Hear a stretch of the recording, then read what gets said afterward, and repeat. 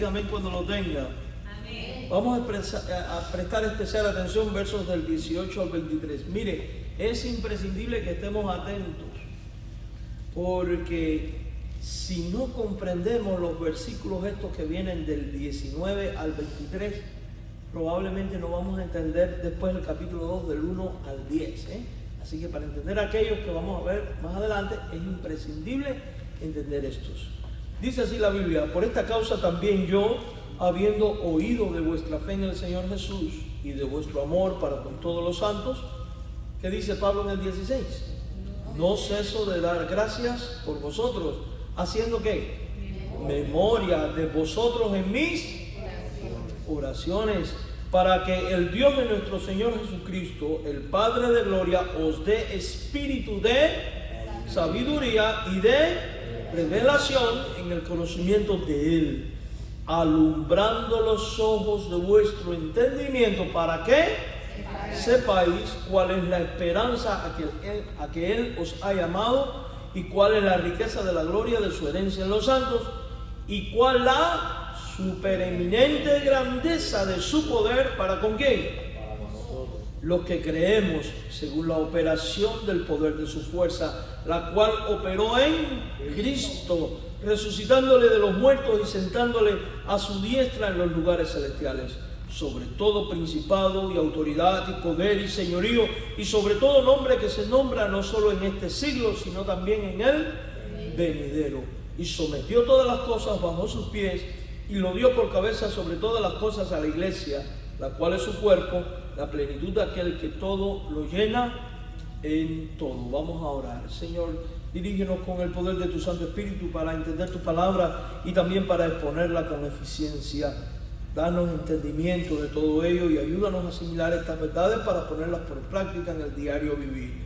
Nos encomendamos a tu dirección, a cuidado y guianza, Señor. En el nombre de Jesús, con acción de gracias. Amén. Aquí tenemos la tercera forma de orar por la iglesia y vamos a ver cuán necesaria es la iluminación del Espíritu y la comprensión para una comprensión certera del poder de Dios. Mis hermanos, en Efesios 1, específicamente los versos del 16 al 18, Pablo ha expresado de que sin cesar él ora por los efesios, y en dicha oración él da gracias por ello, ruega al Padre que los colme de sabiduría y de iluminación y entendimiento en el conocimiento de Él.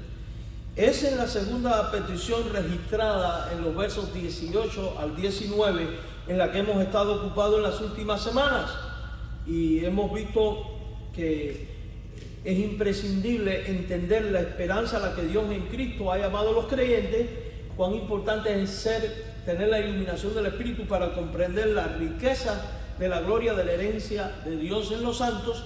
Y hoy vamos a concentrarnos en la importancia que tiene la iluminación del Espíritu Santo para poder entender la supereminente grandeza del poder de Dios en Cristo para con nosotros los cristianos, tal y como dice el verso 19. Entonces, hoy centramos nuestra atención en esta tercera petición: el ruego para que Dios ilumine los ojos del entendimiento de los creyentes, para que estos puedan comprender la supereminente grandeza del poder de Dios en Cristo. Lea conmigo nuevamente el verso 19. ¿Y cuál la supereminente grandeza de su poder para con nosotros los que creemos, según la operación del poder de su fuerza? Entonces, haciendo un análisis de esta petición a la luz del contexto inmediato y de todo el libro, me atrevo a afirmar que, amados hermanos, esta petición del verso 19 para mí es el punto central de toda la epístola, porque si los creyentes no llegan a una comprensión clara del poder de Dios que operó en Cristo y que opera en ti y en mí, no vamos a poder comprender tampoco la obra de gracia de Dios en Cristo. No vamos a poder comprender el lugar exaltado que tiene Cristo. No vamos a poder comprender la nueva posición que tú y yo tenemos como redimidos en Cristo. y por ende no vamos a poder vivir como iglesia de Cristo y dentro del ejercicio práctico de todas las enseñanzas de Cristo, porque hay una realidad. Jesús mismo dijo: separado de mí nada podréis hacer. Dependemos del poder de Dios, no solo para ser salvos, sino para poder perseverar y subsistir en este estado de gracia hasta entrar en la patria celestial. Por eso este pasaje es muy importante. Al comparar Efesios 1:19 con Efesios del 20 al 23, vemos que para comprender cuál es la supereminente grandeza del poder de Dios en Cristo operado en el creyente, primero tenemos que ver y comprender lo siguiente: que el mismo poder supereminente y grande con todas sus fuerzas que operó en los creyentes según Efesios 19 es el mismo poder que ya había operado en la persona de Jesucristo al resucitarle y exaltarle. O sea, el poder que se operó en el Salvador es el mismo poder que se operó en ti y en mí para salvación, y es el mismo poder que opera en ti y en mí todos los días de nuestra vida, aquí y en la eternidad. Y esto es magno, hermanos, esto es sorprendente. La intención de Pablo es que usted asimile que el Dios todopoderoso, el Dios que es inigualable e invicto, que operó con su fuerza en Cristo, también está operando en tu vida. Y si Dios es con nosotros, ¿quién contra nosotros? Esto nos lleva a plantearnos dos interrogantes muy importantes. La primera: ¿a qué se refiere el apóstol Pablo cuando habla de la supereminente grandeza del poder de Dios? Y mire cuántas palabras tan largas y rebuscadas, ¿verdad? Pero tienen un sentido y luego lo vamos a explicar. ¿A qué se refiere Pablo cuando habla de la supereminente grandeza del poder de Dios y la operación de su fuerza operada en Cristo? Y la segunda interrogante es: ¿cuáles fueron los resultados de la operación de esa supereminente grandeza del poder de Dios en los creyentes? Entonces consideremos lo primero: la supereminente grandeza del poder de Dios. Lea nuevamente el verso 19, por favor. Dice: ¿y cuál la supereminente grandeza de su poder? Antes de poder avanzar es imprescindible definir el significado original de estas palabras tan grandilocuentes, ¿verdad? Tan grandes, que uno se queda pensando, bueno, pero supereminente, grandeza, poder, ¿acaso no está hablando de lo mismo? Sí, está hablando de lo mismo. Está resaltando la grandeza del poder de Dios. Entonces, usted no tiene un Dios poderoso, usted tiene un Dios más que poderoso, supremamente poderoso, magnamente poderoso, inigualable. Y esto es muy importante, y luego vamos a ver en las aplicaciones por qué. La palabra supereminente, hiperbaló en griego, significa ser mucho más en grado o escala de la medida. O sea, que Dios está por encima, en una escala inmensa, por encima del poder más grande que puede existir en toda la creación. De tal manera que nada supera en poder al Dios tuyo y mío, al Dios que revela la Biblia. Significa sobrepasar, ser mucho más grande, ser en grado superior, exceder a todo poder. Ese es el Dios que tenemos tú y yo, gracias a Jesucristo. Y eso ya tiene que empezar a hacernos pensar. También usa la palabra grandeza, megetos, significa magnitud. De ahí viene la palabra magno, de ahí viene la palabra majestad. La prioridad, la propiedad de extrema grandeza en tamaño y medida. O sea, que es un poder que excede a todo y que es un poder majestático como el de los reyes. De tal manera que no hay rey más grande en poder y gloria que el Dios que tú y yo tenemos, que el Dios que operó en Cristo, resucitándole de los muertos, exaltándole sobre todas las cosas, que el Dios que operó también en ti y en mí y que opera en todos los creyentes. Luego usa la palabra poder, dunameos, o dunameos, que significa, en este caso, un poder sobrenatural, poder sobrenatural capaz de hacer lo que nadie puede hacer. Por eso, Dios es todopoderoso. Y tenemos la palabra operación. La palabra operación se traduce del griego energeia, de donde viene nuestra palabra energía. Significa actividad, trabajo, poder, fuerza que causa esto, aquello o lo otro. Ahora unamos todo y obtengamos lo que enseña. Entonces, la definición de esta palabra nos enseña que el poder de Dios operado en Cristo y en los creyentes es de una grandeza que rompe toda escala conocida por el hombre e incluso las entidades espirituales, sean ángeles o demonios. Y así, a su vez, es un poder que es sobrenatural, que es de capacidad divina. Y como no hay más que un único y verdadero Dios, es un poder que no tiene comparación. Dios es tan magno que nada lo supera, que nada ni siquiera lo puede igualar y muchísimo menos derrocar o deshacer. Por eso Jesús dijo: mayor es el que está en vosotros que el que está en el mundo. Y este poder divino, el que Dios ha ejercido y operado en los creyentes, es el que Dios ha ejercido y operado en tu vida y en mi vida, que es el mismo poder operado en Cristo. En otras palabras, que todo el poder activo, dominante y vigoroso de Dios es el que obra en Cristo, es el que obra en nosotros, es el que obra en la iglesia. Eso nos tiene que hacer, ¿qué? Pensar. Porque en la vida pasamos por distintas circunstancias, como personas, como familia, como matrimonio, como iglesia, como trabajadores, como estudiantes, como lo que sea, en los cuales a veces nos sentimos medios que aplastados, donde nos sentimos oprimidos y a veces en circunstancias que escapan de nuestro control. Y es ahí donde el tener un concepto bien claro y definido de quién es el Dios que tú tienes en poder, majestad y gloria, donde usted agarra fuerzas, esperanza, consuelo, descanso y la fortaleza requerida para enfrentar todo lo que sea necesario enfrentar, al estilo del rey David.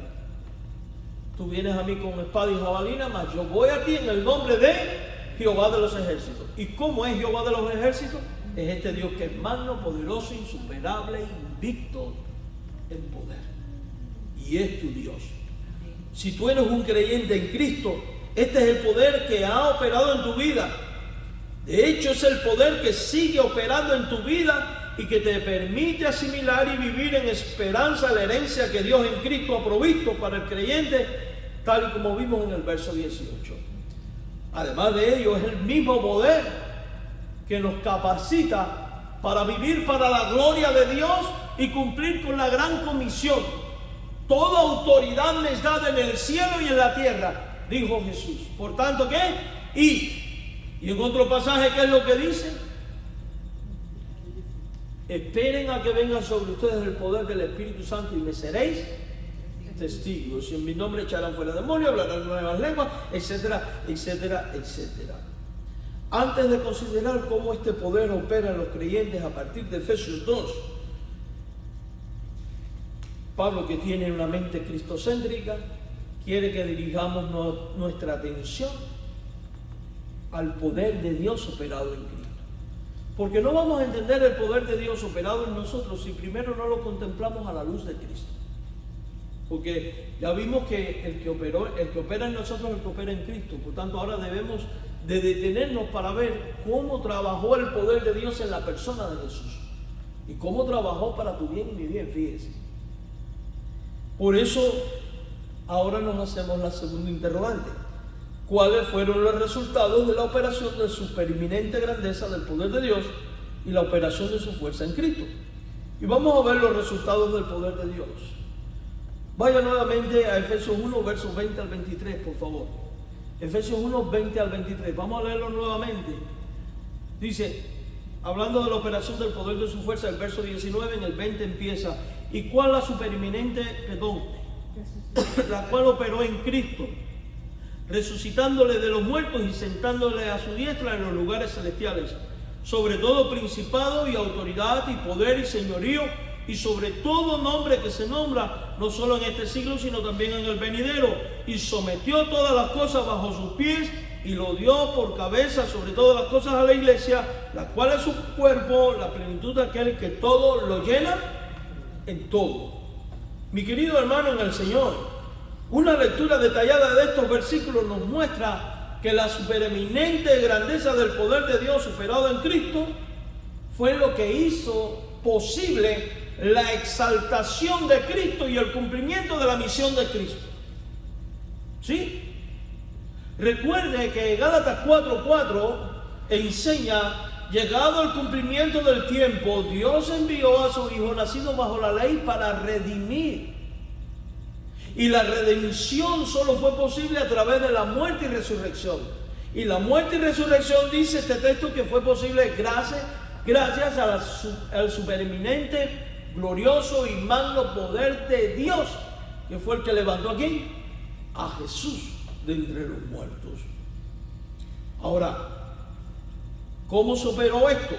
Resucitándole de entre los muertos, dice el verso 20, sentándole a la diestra del Padre en los lugares celestiales, cuando ascendió al cielo y fue sentado a la diestra del Padre, dice Efesios 1:20 también, y poniéndolo en eminencia sobre todas las cosas en el presente y en la eternidad futura. A eso se refiere cuando dice en este siglo y en el venidero.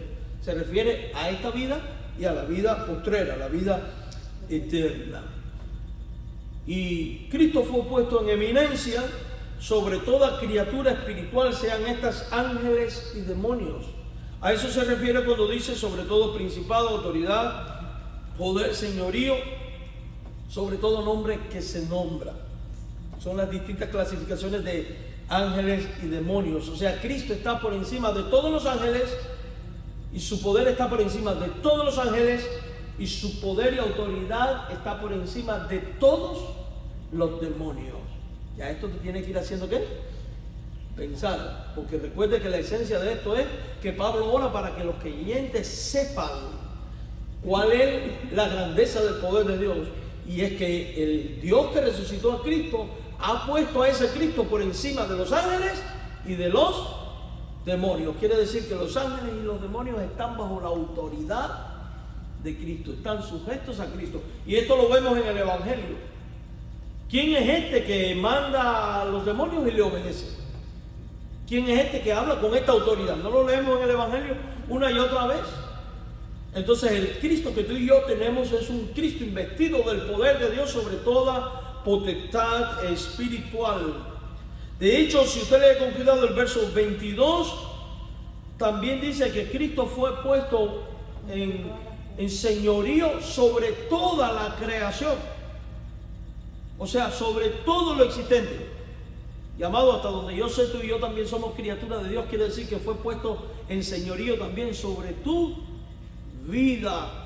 Dice, sometió todas las cosas bajo sus pies y dio por cabeza sobre todas las cosas a la iglesia. Ahora, para entender este versículo tenemos que leer el Salmo 8, versículo 6.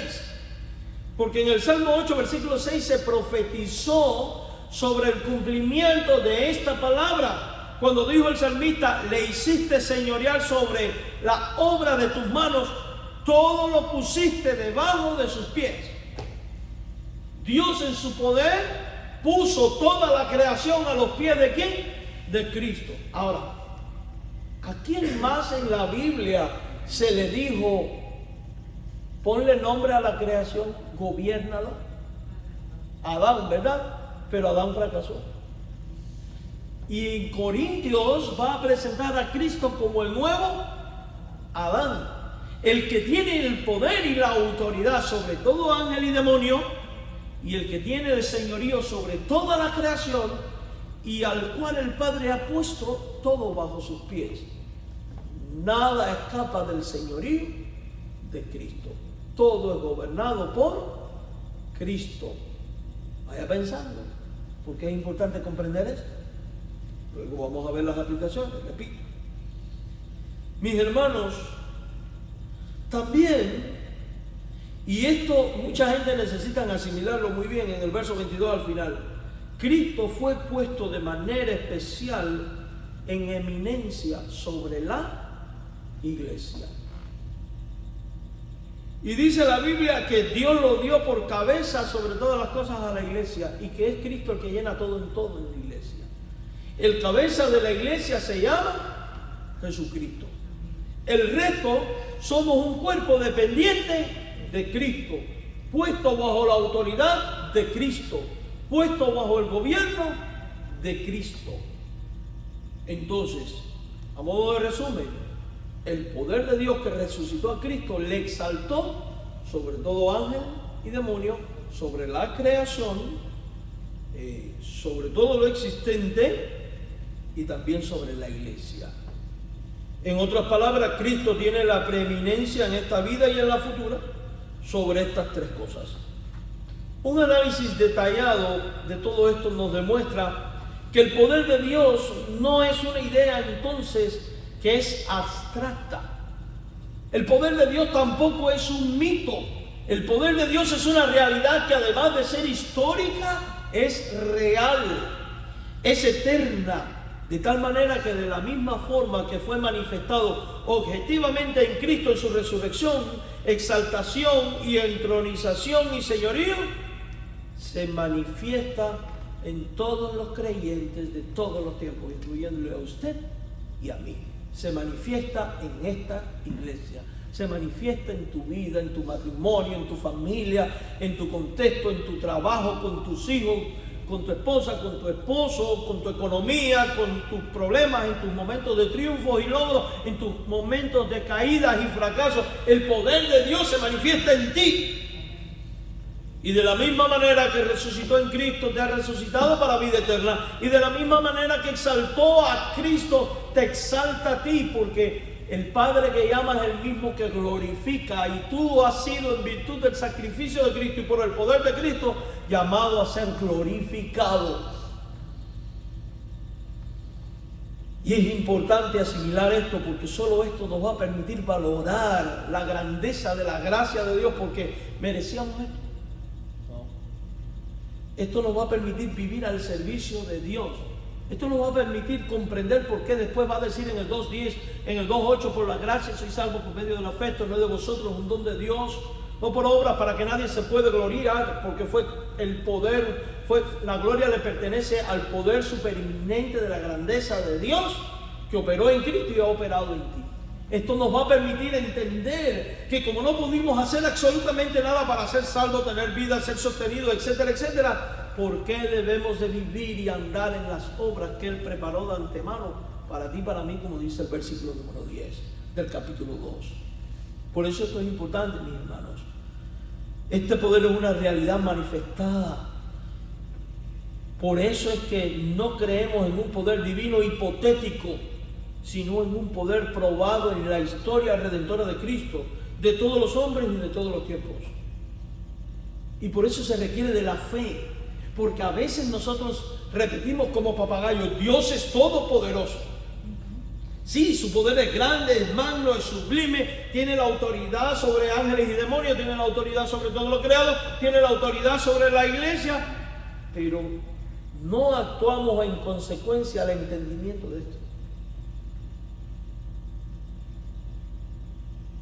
Porque nuestras debilidades, y no siempre ocurre, ni le ocurre a todos, por supuesto, no podemos ser absolutos, pero en algún punto siempre fallamos, nos desesperamos, nos angustiamos, nos llenamos de afán, de preocupaciones innecesarias, sin darnos cuenta que Dios está por encima de todo, que Dios es poderoso y que Dios sigue estando en control. Porque tu existencia y subsistencia, lo cierto es que no depende ni de ti ni de mí, ni de las facultades humanas, sino de este poder supereminente, grande y todopoderoso de Dios. Luego vamos a ver por qué. Entonces, lo primero a tener en cuenta, la resurrección de Cristo es la validación del poder supremo, magno y supereminente de Dios.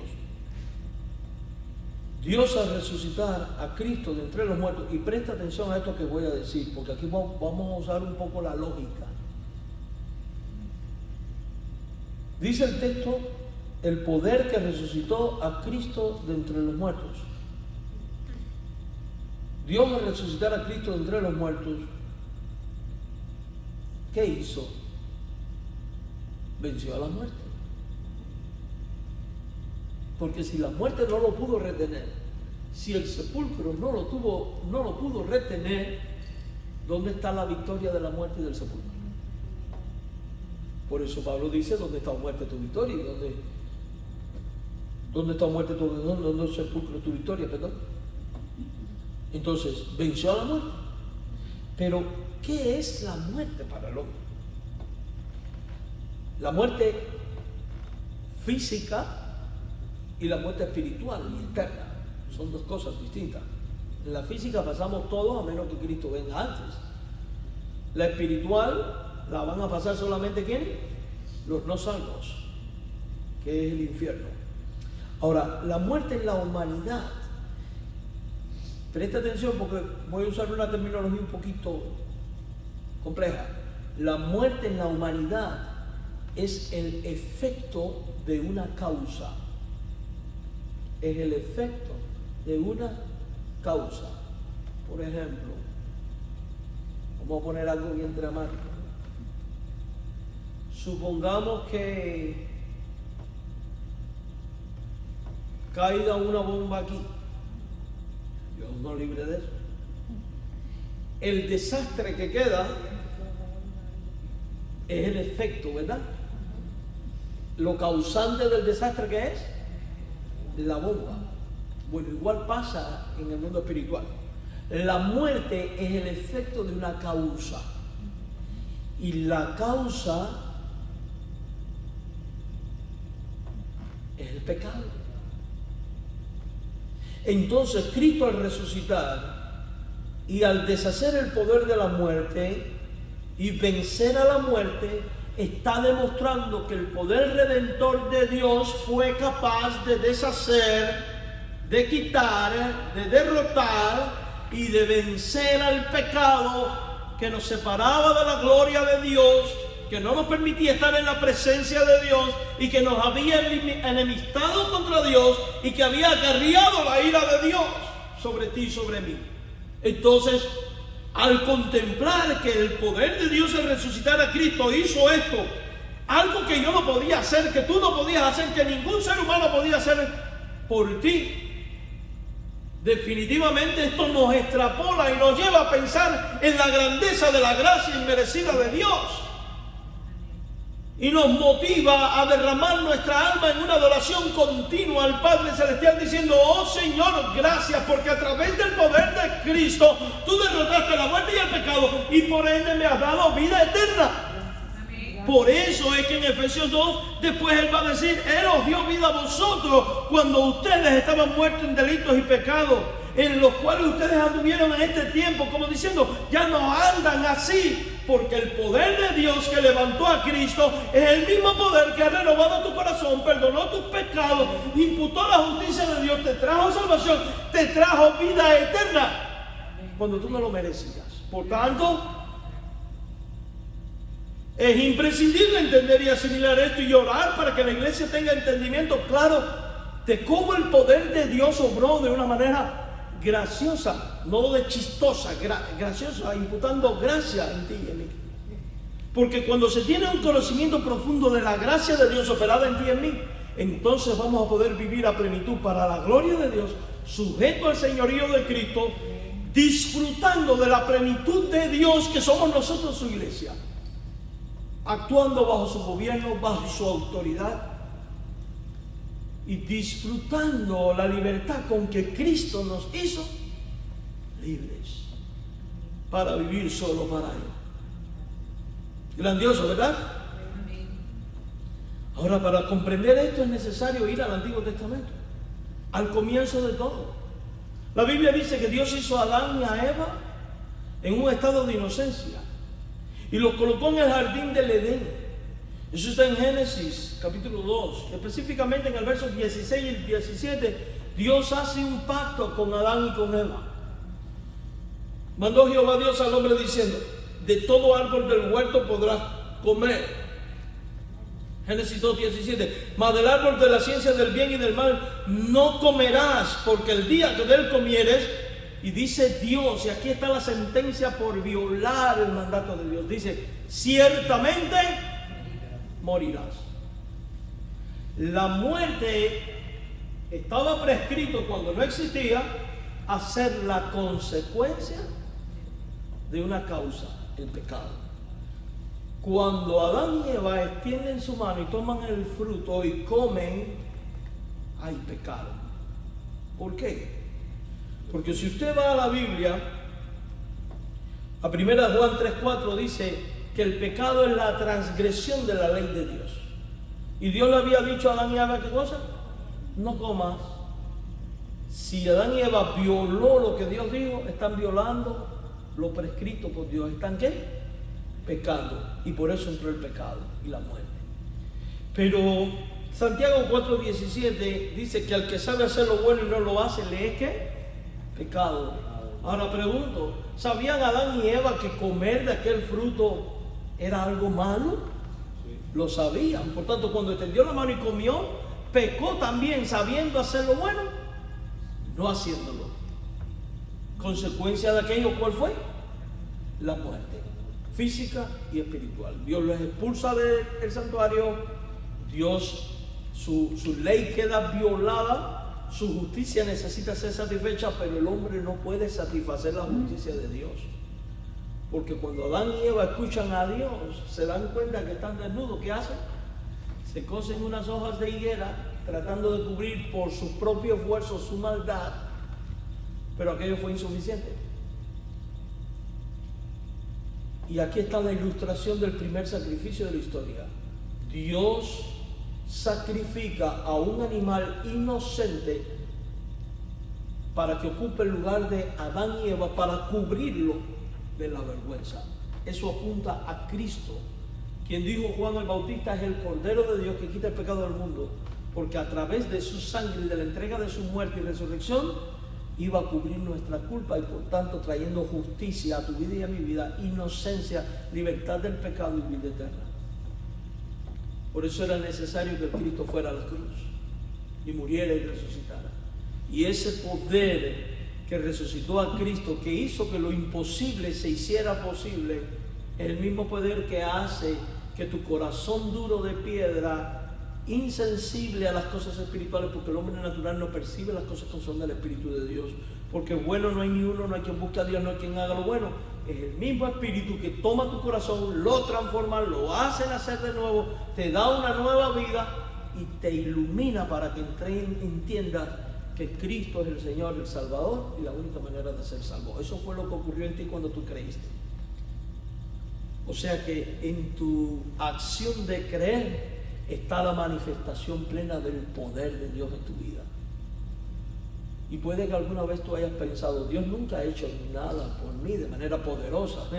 El hecho de haberte salvado, créanme que es la manifestación más grande del poder de Dios. Más grande que una sanidad, más grande que el más grande de los milagros. Porque ¿de qué le sirve al hombre si gana todos los bienes de este mundo y al final pierde qué? Su alma. No le vale absolutamente de nada. Por otro lado, eso explica el por qué después Pablo va a presentar a Adán como la cabeza representativa de todos los hombres. Dicen: Adán todos pecan. Y si usted va a Romanos 5:12, dice: como el pecado entró en el mundo por un hombre, hablando de Adán, y por el pecado la muerte, dice: la muerte pasó a todos los hombres por cuanto todos pecaron. Y esa es la razón por la cual él, al escribir a los romanos, habla de que todos han pecado y están separados de la gloria de Dios. Ahora, en el plan redentor de Dios está estipulado que así como la consecuencia del pecado de Adán es la muerte, la consecuencia de la muerte vicaria de Cristo, sustitutiva de Cristo en la cruz, es la vida. Adán trae muerte sobre el hombre, pero Cristo trae vida sobre el que cree en él. ¿Cómo trae la vida? A través de su obra al morir y resucitar. Y para que esa muerte y resurrección ocurriera con eficacia, el poder de Dios supereminente y grande tuvo que manifestarse en él, que es el mismo poder que se manifiesta en ti al traerte a nueva vida, nuevo andar y nuevo caminar para su gloria.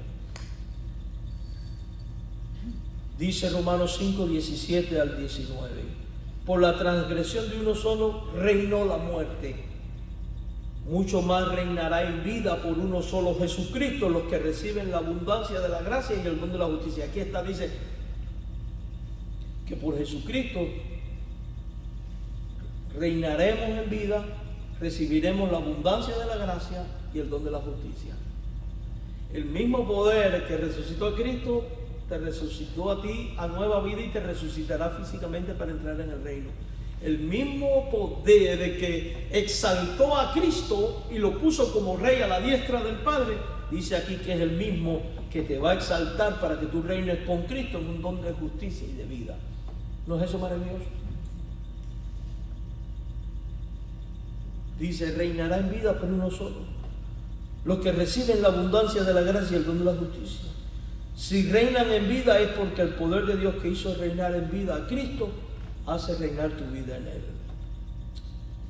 Cristo definitivamente es vencedor y triunfante, y con su justicia imputa sobre tu vida, trae sobre tu vida victoria sobre el pecado y la muerte. Tú no tienes que temer más ni al pecado ni a la muerte. Debes de cuidarte del pecado, pero ese cuidado va a ser amparado también en ese poder sobrenatural de Dios. Ahora, hermanos, en segundo lugar, la entronización de Cristo a la diestra del Padre valida el poder sobrenatural e insuperable del Padre. Dios le puso sobre todo lo existente, ángeles, principados, potestades, sobre toda la creación. Y en su condición soberana, por el supereminente poder de Dios operado en Cristo, Cristo ha sido puesto en una posición de supremacía total. El Cristo que tú tienes es supremo a todas las cosas, sobre el mundo espiritual. Vaya a Efesios 1:21. Dice, sobre todo principado y autoridad y poder y señorío y sobre todo nombre que se nombra, no solo en este siglo, sino también en el venidero. Entonces los ángeles y demonios, si bien son superiores a los humanos en poder, no son superiores a Cristo. No existe poder espiritual que compita o supere a Cristo. Ni el mismo Satanás es rival para Cristo. De hecho, él es un enemigo derrotado y bajo la autoridad y supremacía de Cristo. Y eso explica un sinnúmero de pasajes. Quiero que vaya conmigo a Juan 10, 28 al 29. No desmarque Efesios, porque vamos a regresar. Pero quiero que usted lea todos estos textos porque quiero que compruebe lo que estoy diciendo. Juan 10, 28 al 29, dígame cuando lo tenga. Yo le espero. Juan 10, 28 al 29. Dice así: yo les doy vida eterna a los creyentes, a las ovejas suyas, y no perecerán jamás. Eso es una promesa. A los que Cristo le da vida eterna, a esos no perecen nunca. Pero no solo dice que no perecen, porque hay una realidad. No iremos al infierno, eso apunta a la eternidad. Pero y mientras estamos aquí, ¿qué? Bueno, mientras estamos aquí, tenemos esta segunda parte del versículo que demuestra el poder supereminente y grande de Cristo operado en favor tuyo y mío. Dice también el texto bíblico, y muy claro ahí, que nadie nos arrebatará de la mano de Él. ¿Sabe lo que eso significa? Que tú y yo, por haber creído en Cristo, estamos escondidos en las manos de Dios. Y ese Dios es supereminentemente grande, es magnamente grande, es majestuoso, su poder excede a todo. ¿Sabe lo que eso significa? Que tú, al haber creído en Cristo, estás escondido en las manos de Dios. Significa que para que algo llegue a ti, tiene que primero que enfrentar a Dios y derrotar a Dios. Y Dios es invicto. No puede ser derrotado. Por eso las puertas del Hades no prevalecen contra la iglesia de Cristo, porque la iglesia de Cristo está en las manos de Cristo. Porque esos ángeles y demonios no pueden contra ti, porque tú estás en las manos de tu Dios. Y la Biblia dice que de ahí nadie te puede arrebatar. Pretender creer que hay algo que pueda quitarte de las manos de Dios es una blasfemia, porque es decir que existe un poder más grande que el de Dios. Y tal cosa no existe. Entonces fíjese, conecta aquello con esto, cómo el estar, cómo la operación del poder supereminente de Dios en Cristo opera en ti y en mí, guardándonos en las manos de Dios. O sea, Dios no solo nos salva, sino que además nos preserva, nos cuida, nos protege. Ahora entiende usted por qué dice que Dios es escudo alrededor de mí. Porque para llegar a mí primero hay que atravesar ¿a qué?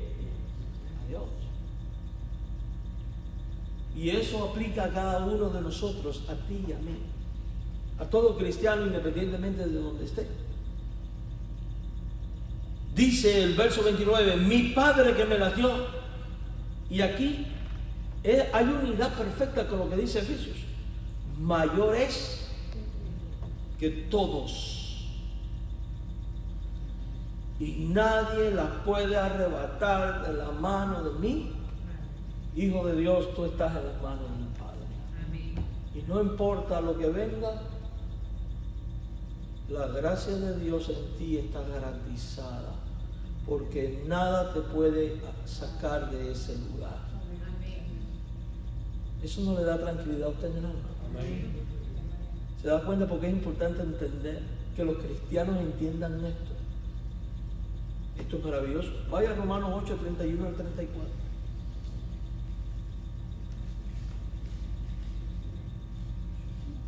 Aquí Pablo hace una serie de preguntas. Romanos 8, 31. Dígame cuando lo tenga. ¿Qué pues diremos a esto?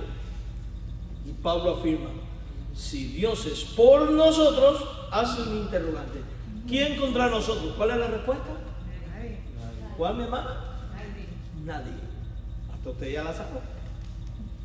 Si Dios es con nosotros, ¿quién?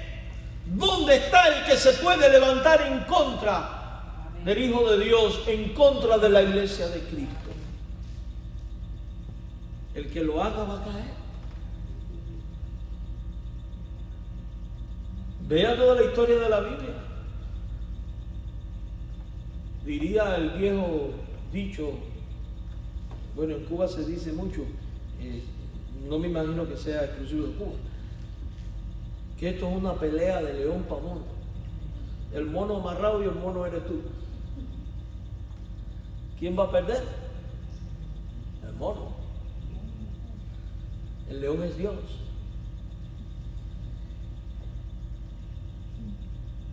Si Dios, ¿quién contra nosotros?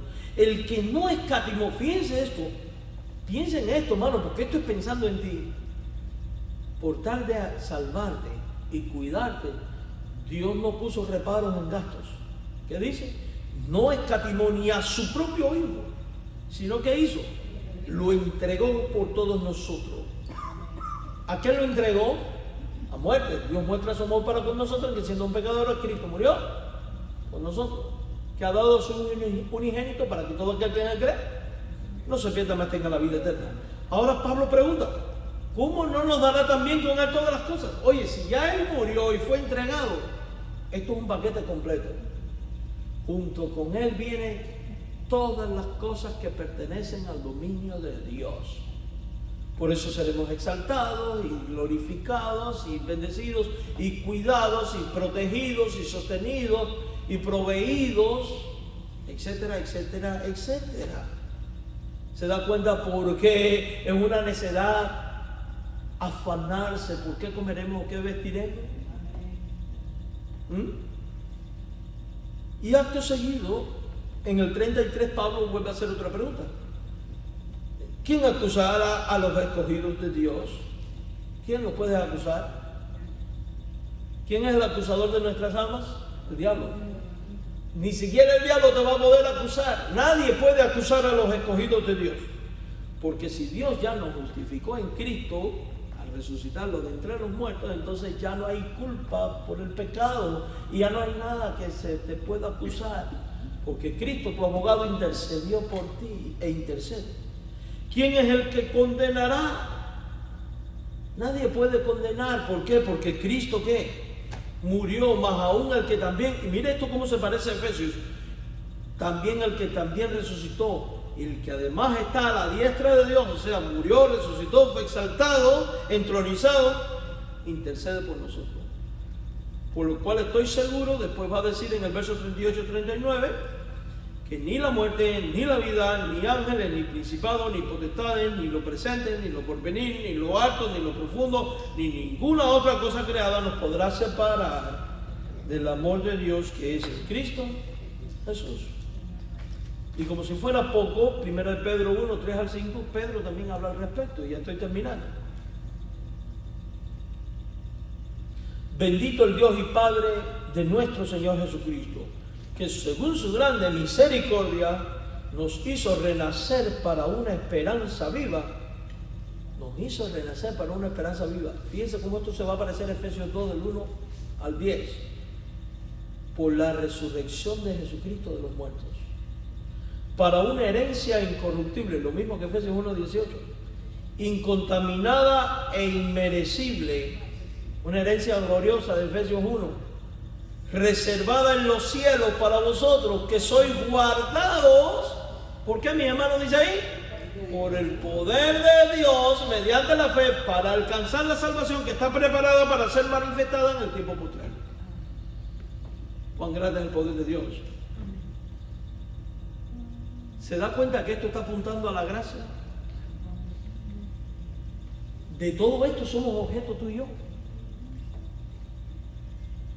Y beneficiados. Cristo es soberano y tiene dominio absoluto sobre toda la creación gracias a ese poder de Dios. Efesios 2, 1, 22 dice, sometió todas las cosas bajo sus pies. No hay nada por encima de él. Entonces, a modo de conclusión, a la luz de las verdades expuestas en este pasaje, donde se nos muestra la supereminente grandeza del poder de Dios manifestado en la resurrección, en la exaltación y señorío de Cristo, operado también en los creyentes, se hace absolutamente evidente que el conocimiento de estas cosas no puede ser meramente intelectual, sino que se requiere una obra sobrenatural, la iluminación del Espíritu Santo. El apóstol mismo, en el contexto, no asume que los creyentes comprenderán esta realidad por sí solos. Por el contrario, ora para que Dios les dé entendimiento. Esto implica que aunque estas verdades estén reveladas en la Escritura, el corazón humano, por su condición caída, no siempre posee y no posee en sí mismo la capacidad de percibirlas en toda su gloria, profundidad y poder transformador. Es posible oírlas, estudiarlas e incluso explicarlas y sin embargo no verlas espiritualmente ni vivir a la luz de ellas. Esto se debe a que estamos ante realidades espirituales de la más alta magnitud. No se trata simplemente de conceptos doctrinales, mis hermanos, sino de hechos redentores que definen la relación entre Dios y el hombre. La caída de Adán, la entrada del pecado y de la muerte, la justificación de Dios en Cristo, la victoria sobre el sepulcro, la exaltación del Hijo a la diestra del Padre y su dominio absoluto sobre todo lo creado. Estas cosas, aunque históricas y objetivas, como hemos expuesto, requieren ser comprendidas internamente por medio de la obra del Espíritu Santo. Quien aplica la verdad al corazón, la hace viva, la hace real, la imprime en tu alma y en mi alma. Cuando esta iluminación no está presente, el efecto en la vida del creyente es profundamente negativo. Aunque la persona sea genuinamente convertida, puede vivir como si no lo fuera en términos prácticos. La falta de comprensión espiritual de esas verdades produce una vida cristiana débil, marcada por el desánimo, por la sensación constante de abandono o de incapacidad. Si el creyente no percibe que el mismo poder que resucitó a Cristo de los muertos está operando en él, tenderá a enfrentarse al pecado y a las pruebas con una mentalidad meramente humana, como si dependiera exclusivamente de su fuerza personal. Y esto inevitablemente conduce a la frustración espiritual, al estrés, la ansiedad y en el peor de los casos hasta en la apostasía.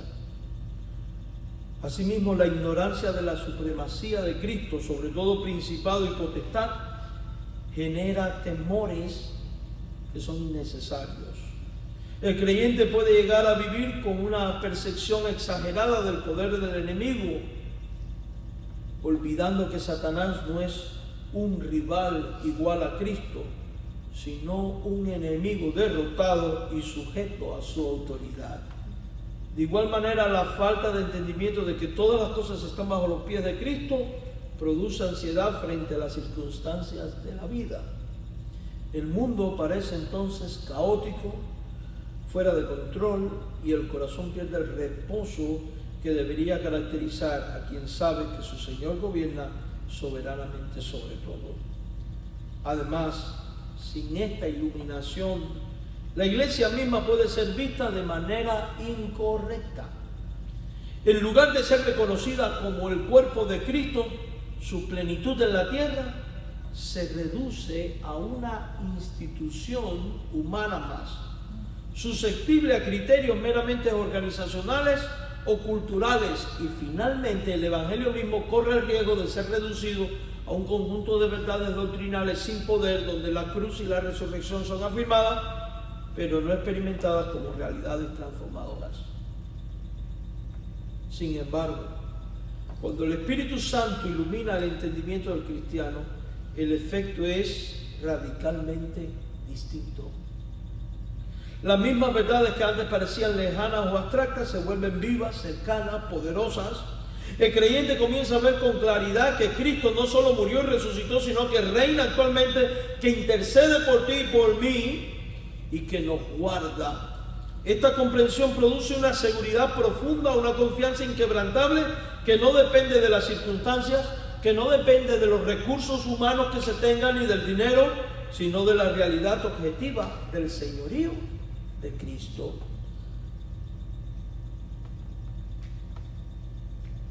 Amado hermano, la iluminación del Espíritu también produce paz en medio de la adversidad.